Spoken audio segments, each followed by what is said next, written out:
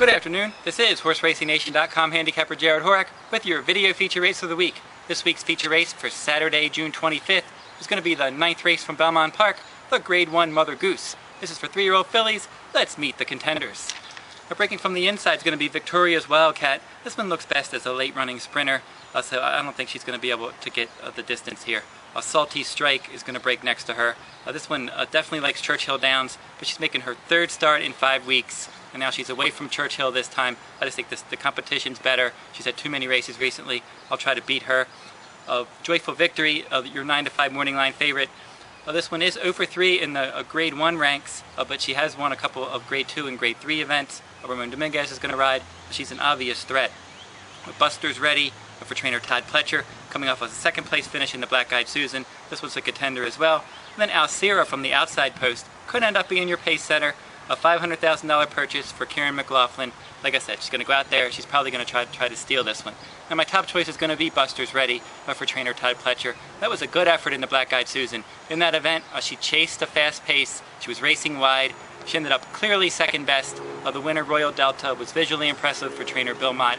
Royal Delta was originally scheduled to run in this race, but she had a foot bruise and had to miss it. But Buster's Ready is coming in here on the improve.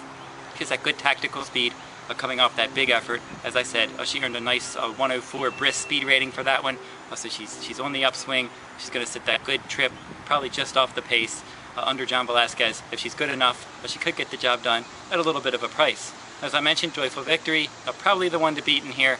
She ran 2 good races at Oaklawn Park earlier this year. She romped in both of those graded races, the Honeybee and the Fantasy.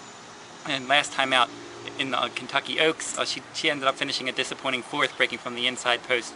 So now today, she's back into another Grade 1. As I mentioned, she's 0 for 3 in Grade 1 races. But this race came up a little bit on the weak side, and I think she has a good shot for trainer Larry Jones. But again, she's not going to offer a lot of value in this spot. And then Alseera from the outside, as I mentioned, probably the one to catch. $500,000 purchase, so she's bred to be any kind, coming off back-to-back wins. Last time at 6 furlongs. She's got to run further this time. But she probably, based on her pedigree, she probably has a lot of talent, and based on her last 2 races that she did win, maybe she can step up and at least grab a piece of this at the very least. And as I mentioned, if she gets out there and gets a little bit brave, she could steal it because there's not a lot of pace in this race. This is how I suggest playing this race. We're going to make a $20 win bet on Buster's Ready. We're going to play a trifecta. We're going to put Buster's Ready and Alseera on top.